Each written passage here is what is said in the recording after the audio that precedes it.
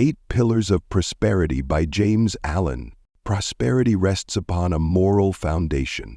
It is popularly supposed to rest upon an immoral foundation, that is, upon trickery, shop practice, deception, and greed. One commonly hears even an otherwise intelligent man declare that no man can be successful in business unless he is dishonest, thus regarding business prosperity, a good thing, as the effect of dishonesty, a bad thing.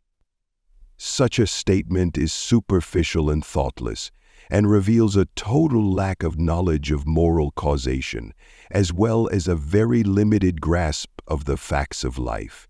It is as though one should sow henbane and reap spinach, or erect a brick house on a quagmire, things impossible in the natural order of causation, and therefore not to be attempted.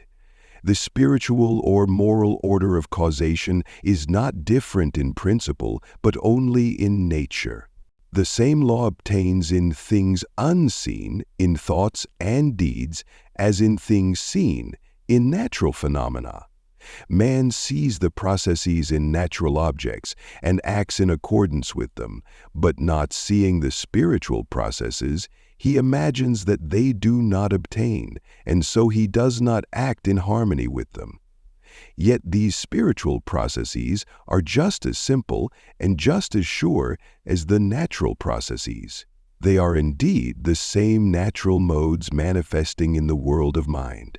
All the parables and a large number of the sayings of the great teachers are designed to illustrate this fact. The natural world is the mental world made visible. The seen is the mirror of the unseen. The upper half of a circle is in no way different from the lower half, but its sphericity is reversed. The material and the mental are not two detached arcs in the universe. They are the two halves of a complete circle. The natural and the spiritual are not at eternal enmity, but in the true order of the universe are eternally at one. It is in the unnatural, in the abuse of function and faculty, where division arises, and where man is wrested back with repeated sufferings from the perfect circle from which he has tried to depart. Every process in matter is also a process in mind. Every natural law is its spiritual counterpart. Take any natural object, and you will find its fundamental processes in the mental sphere if you rightly search. Consider, for instance, the germination of a seed and its growth into a plant with the final development of a flower and back to seed again. This also is a mental process. Thoughts are seeds which, falling in the soil of the mind, germinate and develop until they reach the completed stage, blossoming into deeds good or bad, brilliant or stupid, according to their nature, and ending as seeds of thought to be again sown in other minds. A teacher is a sower of seed, a spiritual agriculturist, while he who teaches himself is the wise farmer of his own mental plot. The growth of a thought is as the growth of a plant. The seed must be sown seasonably, and time is required for its full development into the plant of knowledge and the flower of wisdom. While writing this, I pause and turn to look through my study window, and there, 100 yards away, is a tall tree in the top of which some enterprising rook from a rookery hard by has for the first time built its nest. A strong northeast wind is blowing so that the top of the tree is swayed violently to and fro by the onset of the blast. Yet there is no danger to that frail thing of sticks and hair, and the mother bird sitting upon her eggs has no fear of the storm. Why is this? It is because the bird has instinctively built her nest in harmony with principles which ensure the maximum strength and security.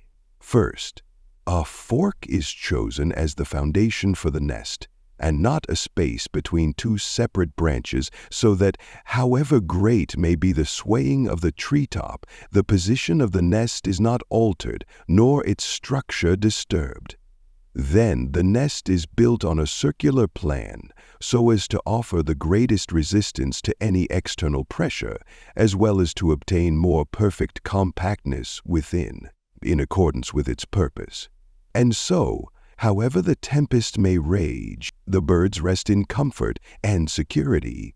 This is a very simple and familiar object, and yet, in the strict obedience of its structure to mathematical law, it becomes to the wise a parable of enlightenment, teaching them that only by ordering one's deeds in accordance with fixed principles is perfect surety, perfect security, and perfect peace obtained amid the uncertainty of events and the turbulent tempests of life. A house or a temple built by man is a much more complicated structure than a bird's nest, yet it is erected in accordance with those mathematical principles which are everywhere evidenced in nature.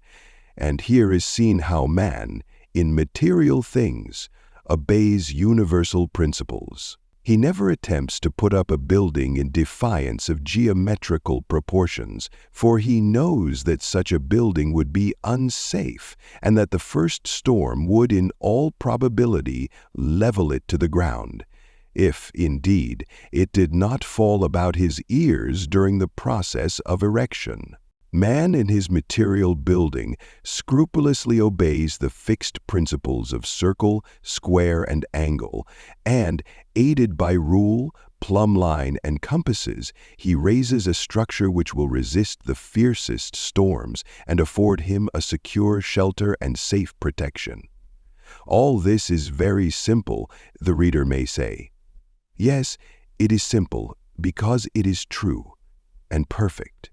So true that it cannot admit the smallest compromise, and so perfect that no man can improve upon it. Man, through long experience, has learned these principles of the material world and sees the wisdom of obeying them, and I have thus referred to them in order to lead up to a consideration of those fixed principles in the mental or spiritual world, which are just as simple and just as eternally true and perfect, yet are at present so little understood by man that he daily violates them, because ignorant of their nature and unconscious of the harm he is all the time inflicting upon himself.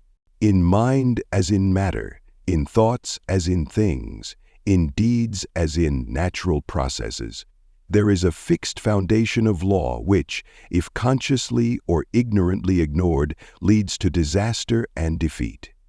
It is indeed the ignorant violation of this law which is the cause of the world's pain and sorrow. In matter, this law is presented as mathematical. In mind, it is perceived as moral.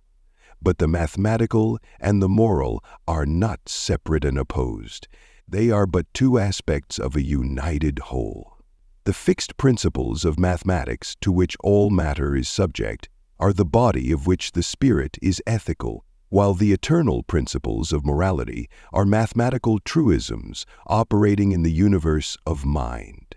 It is as impossible to live successfully apart from moral principles as to build successfully while ignoring mathematical principles. Characters, like houses, only stand firmly when built on a foundation of moral law, and they are built up slowly and laboriously, deed by deed, for in the building of character the bricks are deeds. Business and all human enterprises are not exempt from the eternal order, but can only stand securely by the observance of fixed laws. Prosperity, to be stable and enduring, must rest on a solid foundation of moral principle and be supported by the adamantine pillars of sterling character and moral worth. In the attempt to run a business in defiance of moral principles, disaster, of one kind or another, is inevitable. The permanently prosperous men in any community are not its tricksters and deceivers, but its reliable and upright men. The Quakers are acknowledged to be the most upright men in the British community, and although their numbers are small, they are the most prosperous. The Jains in India are similar both in numbers and sterling worth, and they are the most prosperous people in India.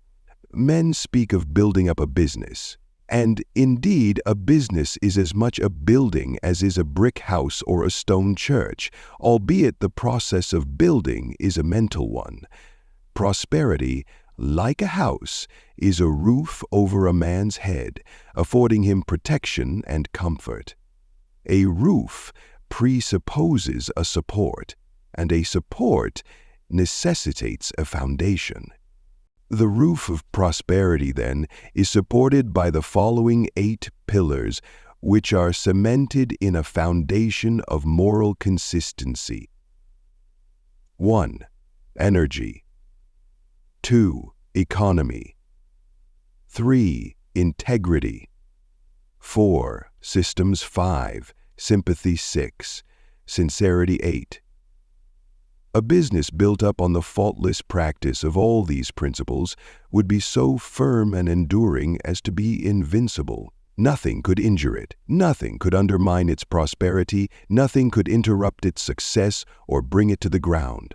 But that success would be assured with incessant increase so long as the principles were adhered to. On the other hand, where these principles were all absent, there could be no success of any kind. There could not even be a business at all, for there would be nothing to produce the adherence of one part with another. But there would be that lack of life, that absence of fiber and consistency, which animates and gives body and form to anything whatsoever. Picture a man with all these principles absent from his mind, his daily life, and even if your knowledge of these principles is but slight and imperfect, yet you could not think of such a man as doing any successful work. You could picture him as leading the confused life of a shiftless tramp. But to imagine him at the head of a business, as the center of an organization, or as a responsible and controlling agent in any department of life, this you could not do because you realize its impossibility. The fact that no one of moderate morality and intelligence can think of such a man as commanding any success should, to all those who have not yet grasped the import of these principles and therefore declare that morality is not a factor but rather a hindrance in prosperity, be a sound proof to them that their conclusion is totally wrong. For if it was right, then the greater the lack of these moral principles, the greater would be the success. These 8 principles, then, in greater or lesser degree, are the causative factors in all success of whatsoever kind. Underneath all prosperity, they are the strong supports, and howsoever appearances may be against such a conclusion, a measure of them informs and sustains every effort which is crowned with that excellence which men name success. It is true that comparatively few successful men practice, in their entirety and perfection, all these 8 principles, but there are those who do, and they are the leaders, teachers, and guides of men, the supports of human society, and the strong pioneers in the van of human evolution. But while few achieve that moral perfection which ensures the acme of success, all lesser successes come from the partial observance of these principles, which are so powerful in the production of good results that even perfection in any 2 or 3 of them alone is sufficient to ensure an ordinary degree of prosperity and maintain a measure of local influence at least for a time, while the same perfection in 2 or 3, with partial excellence in all, or nearly all, the others, will render permanent that limited success and influence which will necessarily grow and extend in exact ratio with a more intimate knowledge and practice of those principles which at present are only partially incorporated in the character. The boundary lines of a man's morality mark the limits of his success. So true is this that to know a man's moral status would be to mathematically gauge his ultimate success or failure. The temple of prosperity only stands insofar as it is supported by its moral pillars. As they are weakened, it becomes insecure. Insofar as they are withdrawn, it crumbles away and totters to ruin. Ultimate failure and defeat are inevitable. Where moral principles are ignored or defied, that inevitable in the nature of things as cause and effect. As a stone thrown upward returns to the earth, so every deed, good or bad, returns upon him that sent it forth. Every unmoral or immoral act frustrates the end at which it aims, and every such succeeding act puts it further and further away as an achieved realization. On the other hand, every moral act is another solid brick in the temple of prosperity, another round of strength and sculptured beauty in the pillars which support it. Individuals, families, nations grow and prosper in harmony with their growth and moral strength and knowledge. They fall and fail in accordance with their moral decadence. Mentally as physically, only that which has form and solidity can stand and endure. The unmoral is nothingness, and from it nothing can be formed. It is the negation of substance. The unmoral is destruction. It is the negation of form. It is a process of spiritual denudation. While it undermines and disintegrates, it leaves the scattered material ready for the wise builder to put it into form again. And the wise builder is morality. The moral is substance, form, and building power in one. Morality always builds up and preserves, for that is its nature, being the opposite of immorality, which always breaks down and destroys. Morality is the master builder everywhere, whether in individuals or nations. Morality is invincible, and he who stands upon it to the end stands upon an impregnable rock, so that his defeat is impossible, his triumph certain. He will be tried, and that to the uttermost, for without fighting there can be no victory, and so only can his moral powers be perfected, and it is in the nature of fixed principles, as of everything finely and perfectly wrought, to have their strength tested and proved.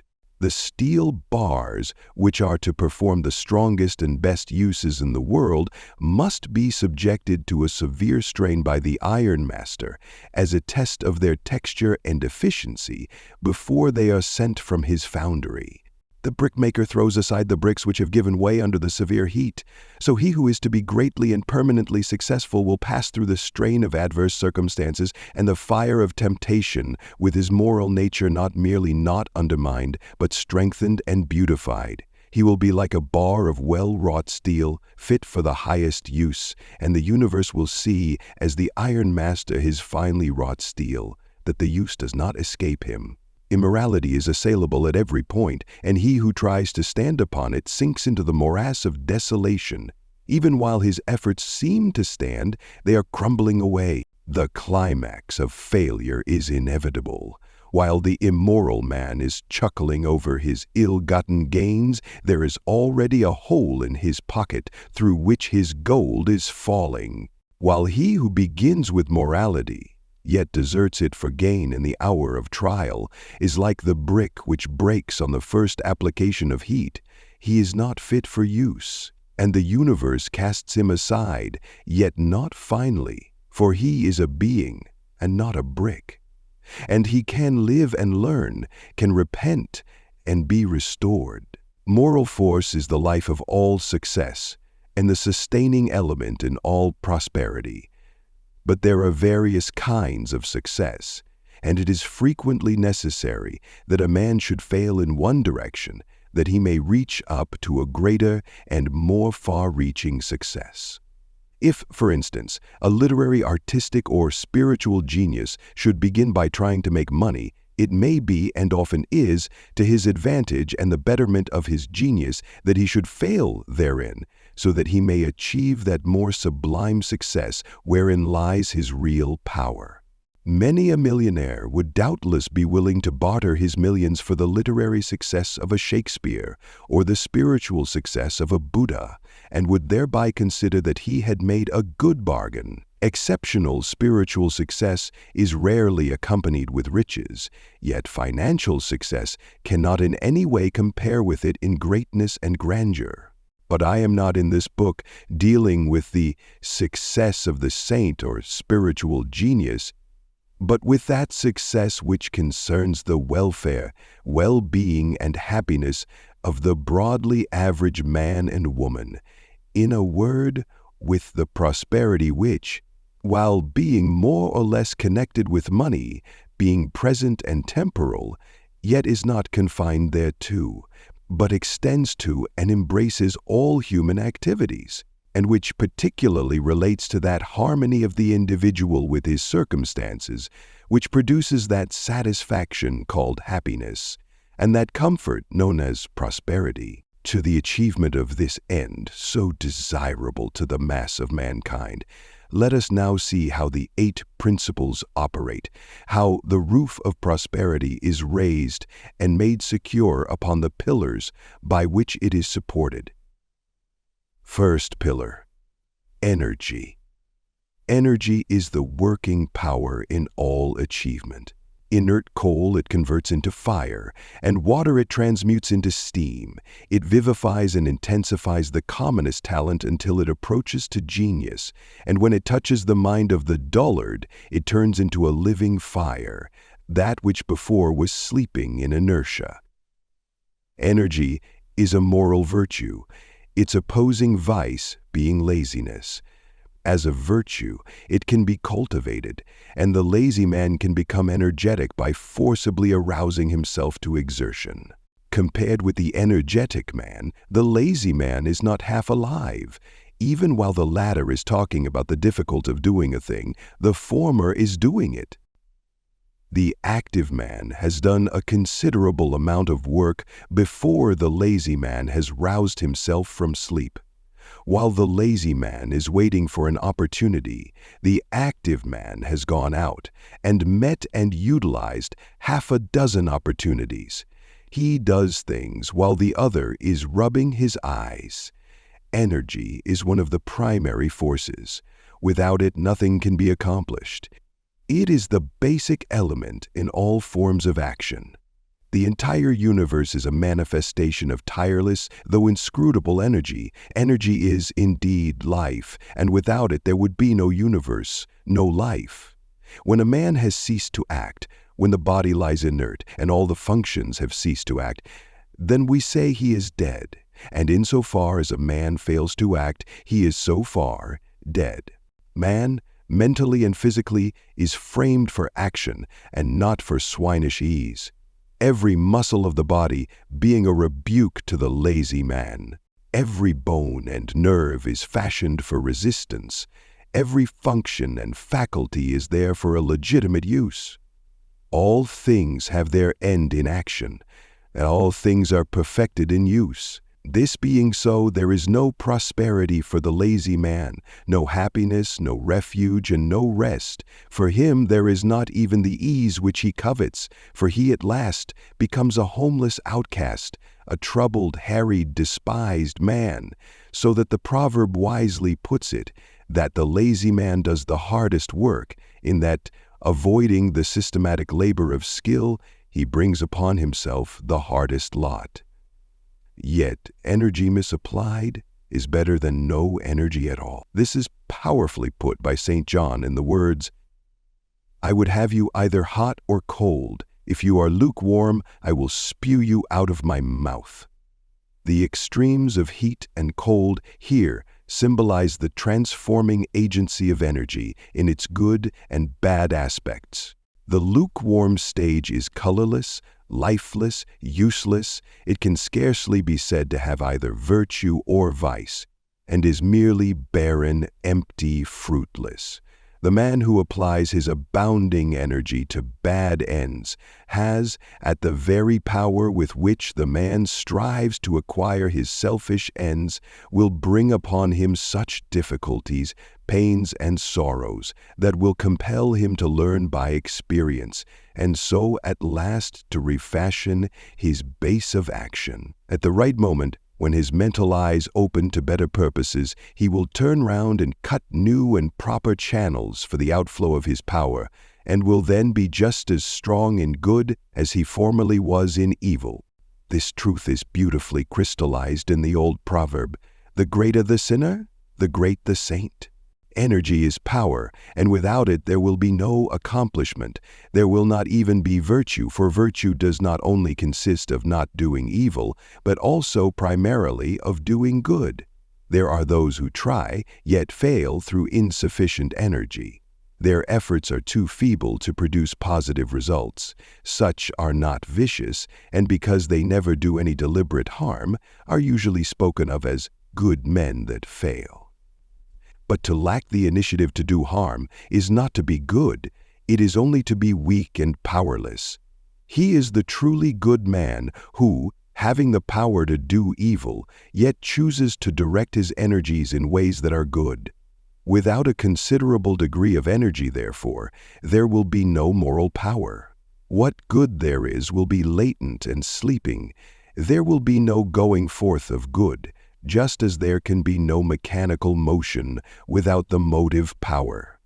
Energy is the informing power in all doing in every department of life, and whether it be along material or spiritual lines. The call to action, which comes not only from the soldier, but from the lips or pen of every teacher in every grade of thought, is a call to men to rouse their sleeping energy and to do vigorously the task in hand. Even the men of contemplation and mediation never cease to rouse their disciples to exertion in meditative thought, is a call to men to rouse their sleeping energy and to do vigorously the task in hand. Even the men of contemplation and meditation never cease to rouse their disciples to exertion in meditative thought. Energy is alike needed in all spheres of life. And not only are the rules of the soldier, the engineer, and the merchant rules of action, but nearly all the precepts of the saviors, sages, and saints are precepts of doing. The advice of one of the great teachers to his disciples, "Keep wide awake," tersely expresses the necessity for tireless energy if one's purpose is to be accomplished, and is equally good advice to the salesman as to the saint. Eternal vigilance as the price of liberty, and liberty is the reaching of one's fixed end. It was the same teacher that said, "If anything is to be done, let a man do it at once, let him attack it vigorously." The wisdom of this advice is seen when it is remembered that action is creative, that increase and development follow upon legitimate use. To get more energy, we must use to the full that which we already possess. Only to him that is given, only to him that puts his hand vigorously to some task, does power and freedom come. But energy, to be productive, must not only be directed towards good ends, it must be carefully controlled and conserved. The conservation of energy is a modern term expressive of that principle in nature by which no energy is wasted or lost, and the man whose energies are to be fruitful in results must work intelligently upon this principle. Noise and hurry are so much energy running to waste. More haste, less speed. The maximum of noise usually accompanies the minimum of accomplishment. With much talk there is little doing. Working steam is not heard. It is the escaping steam which makes a great noise. It is the concentrated powder which drives the bullet to its mark.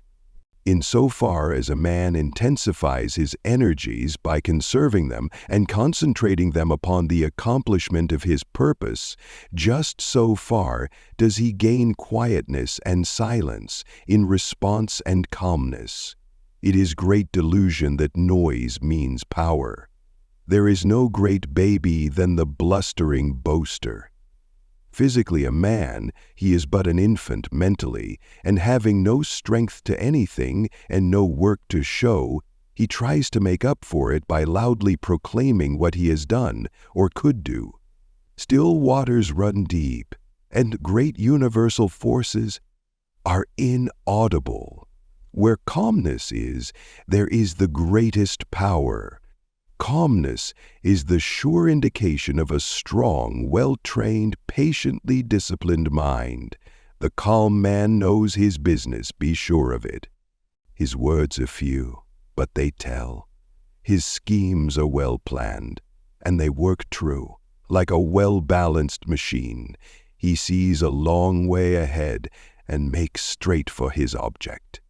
The enemy, difficulty, he converts into a friend, and makes profitable use of him, for he has studied well how to agree with his adversary while he is in the way with him. Like a wise general, he has anticipated all emergencies. Indeed, he is the man who is prepared beforehand. In his meditations, in the counsels of his judgment, he has conferred with causes, and has caught the bent of all contingencies. He is never taken by surprise, is never in a hurry, is safe in the keeping of his own steadfastness, and is sure of his ground. You may think you have got him, only to find the next moment that you have tripped in your haste, and that he has got you, or rather that you, wanting calmness, have hurried yourself into the dilemma which you had prepared for him. Your impulse cannot do battle with his deliberation, but is foiled at the first attack. Your uncurbed energy cannot turn aside the wisely directed steam of his concentrated power. He is armed at all points. By a mental jujitsu acquired through self-discipline, he meets opposition in such a way that it destroys itself.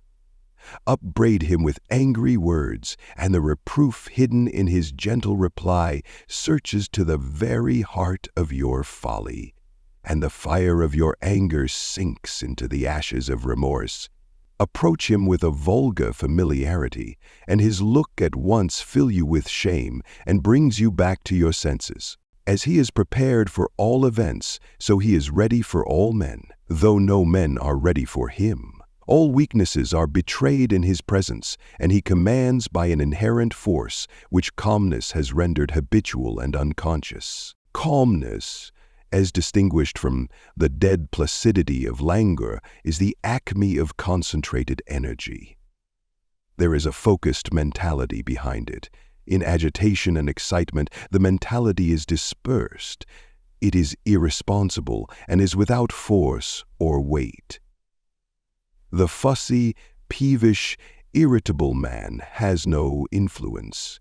He wonders why his easy-going neighbor succeeds and is sought after, while he, who is always hurrying, worrying, and troubling the miss, calls it striving, falls and is avoided.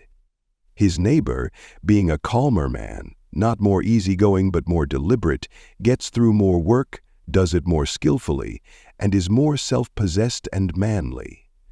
This is the reason of his success and influence. His energy is controlled and used, while the other man's energy is dispersed and abused. Energy, then, is the first pillar in the temple of prosperity, and without it, as the first and most essential equipment, there can be no prosperity. No energy means no capacity. There is no manly self-respect and independence. Amongst the unemployed will be found many who are unemployable through sheer lack of this first essential of work energy. The man that stands many hours a day at a street corner with his hands in his pockets and a pipe in his mouth, waiting for someone to treat him to a glass of beer, is little likely to find employment or to accept it should it come to him. Physically flabby and mentally inert, he is every day becoming more some, is making himself more unfit to work and therefore unfit to live. The energetic man may pass through temporary periods of unemployment and suffering, but it is impossible for him to become one of the permanently unemployed. He will either find work or make it, for inertia is painful to him and work is a delight. And he who delights in work will not long remain unemployed. The lazy man does not wish to be employed. He is in his element when doing nothing. His chief study is how to avoid exertion. To vegetate in semi-torpor is his idea of happiness. He is unfit and unemployable. Even the extreme socialist, who places all unemployment at the door of the rich, would discharge a lazy, neglectful, and unprofitable servant, and so add one more to the arm of the unemployed. For laziness is one of the lowest vices, repulsive to all active, right-minded men. But energy is a composite power. It does not stand alone. Involved in it are qualities which go to the making of vigorous character and the production of prosperity. Mainly, these qualities are contained in the four following characteristics. 1. Promptitude. 2. Vigilance. 3. Industry. 4. Earnestness. The pillar of energy is therefore a concrete mass composed of these four tenacious elements. They are through, enduring, and are calculated to withstanding the wildest weather of adversity. They all make for life, power, capacity, and progress. Promptitude is valuable possession. It begets reliability. People who are alert, prompt, and punctual are relied upon. They can be trusted to do their duty and to do it vigorously and well. Masters who are prompt are a tonic to their employees and a whip to those who are inclined to shirk. They are a means of wholesome discipline to those who would not otherwise discipline themselves. Thus, while aiding their own usefulness and success, they contribute to the usefulness and success of others. The perfunctory worker